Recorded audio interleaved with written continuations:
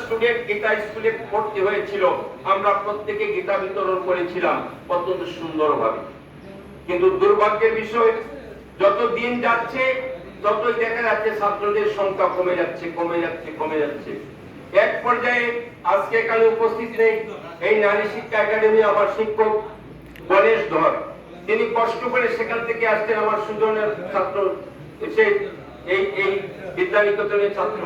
এখানে আরেকজন স্যার যিনি এখানে এসে তপন চৌধুরী এখানে এসে গীতার স্কুল পরিচালনা করতেন, এবং আমি হতভাগা কোন রকমের চেষ্টা করতাম এখানে।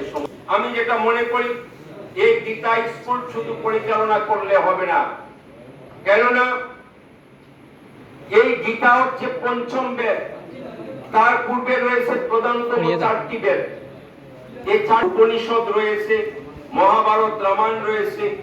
এই সব জ্ঞানগুলো একত্রিত করে তারপরে গীতা গ্রন্থে প্রবেশ করতে হয়, কারণ গীতা হচ্ছে সূত্র গ্রন্থ। গীতার একটা শ্লোক পড়লে আপনি কিছুই বুঝবেন না, যদি আপনার ওইসব গ্রন্থের রেফারেন্স যদি আপনার না থাকে, তাহলে গীতা থেকে আপনি কিছুই জানতে পারবেন না। বারবার পড়বেন, কিন্তু ওইটাতে শুধু নিরস রস থাকবে না, কেননা এটা দর্শন শাস্ত্র। জগতের সর্বশ্রেষ্ঠ দর্শন শাস্ত্র হচ্ছে শ্রীমদ্ ভগবত গীতা। তাই গীতাকে আপনি জানতে হলে ওইসব বিষয়গুলো জানতে হবে। আজকে দুর্ভাগ্য, আমি দয়া করে কেন্দ্রীয় নেতৃবৃন্দর কাছে সদয় অনুরোধ করব, এই কথাগুলো আপনারা একটু নোট ডাউন করেন। এগুলো করার প্রয়োজন ছিল, এবং আমার সুযোগ থাকবে, আমি নাই, আমার গীতা গ্রন্থও নাই। এর মূল কারণটা হচ্ছে আমাদের সুনির্দিষ্ট কোনো কারিকুলাম নেই।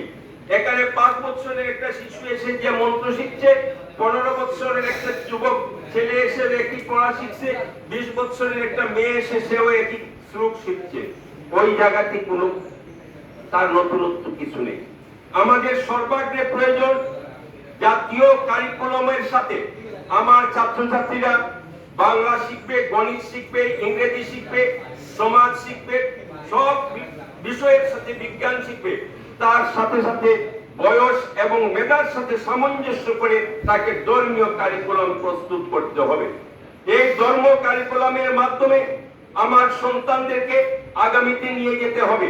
আজকে 200 বছর 250 বছর হয়ে গেছে, আমার পূর্বপুরুষরা যে ভুল করেছে, আজকে আমরা সেই ভুলের আমরা বারবার করেই যাচ্ছি।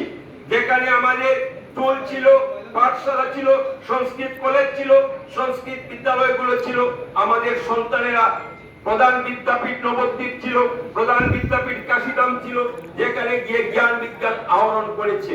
আজকে কালের স্রোতে সব চলে গেছে।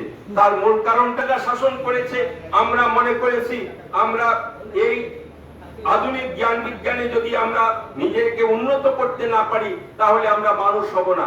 আমরা টুল ছাড়া